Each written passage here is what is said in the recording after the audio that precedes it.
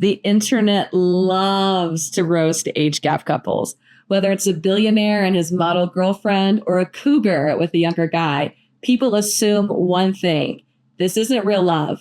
Sugar daddy, transactional relationship, a ticking time bomb. But what if we've been looking at this all wrong?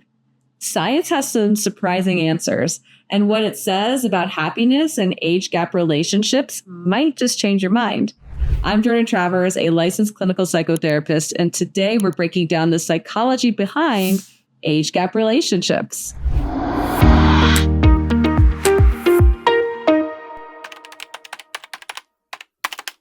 So, why are age gap relationships so common?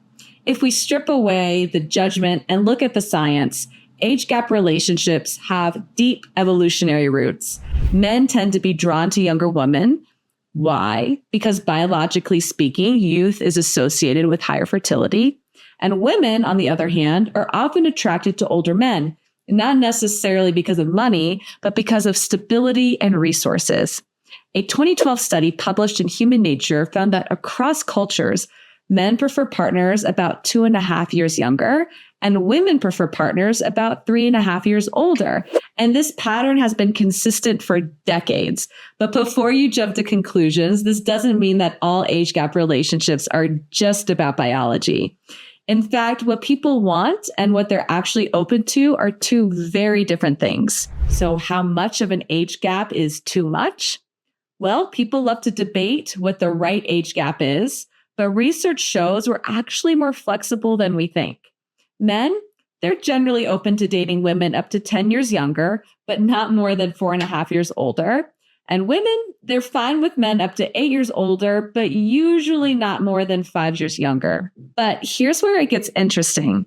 As men get older, they prefer even younger women. And as women age, they become more open to younger men, but they also become less willing to date older men.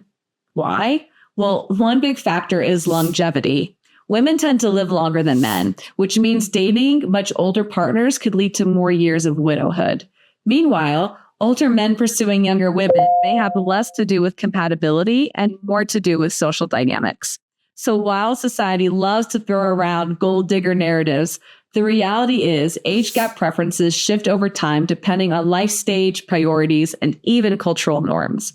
But does that mean these relationships are doomed from the start? Are these couples actually happier or just delusional? Now here's where things take a turn. Studies show that both men and women report higher happiness when they have a younger partner. But here's the twist. This happiness advantage tends to decline over time. A study in the Journal of Population Economics found that marital satisfaction drops faster in age gap couples compared to similarly aged couples. And over time, these relationships tend to face more obstacles, whether that's lifestyle differences, social judgment, or major life changes. However, there's another side to the story. Long-term age gap couples report less jealousy and a more selfless kind of love. They also tend to focus on companionship over superficial attraction, which can make for a deeper emotional bond. So does that mean age gap relationships can never work? Not at all. Just like any relationship, the key isn't the age difference, it's how well partners handle challenges together. As people, we love to label things. Call it a transaction, call it true love, call it whatever you want. But the people in these relationships might see it completely differently.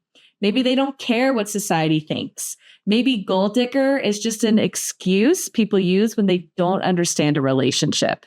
Maybe age gap couples aren't searching for youth or money, but for something deeper that we're not even considering.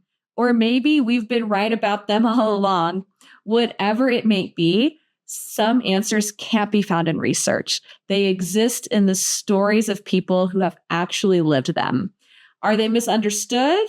Or is the criticism justified? Tell me what you think in the comments. And if you found this breakdown interesting, hit like, subscribe, and check out my other videos on relationship psychology. I'm Jordan Travers. I'm the clinical director of Awake Therapy, and I'll see you next time. Bye.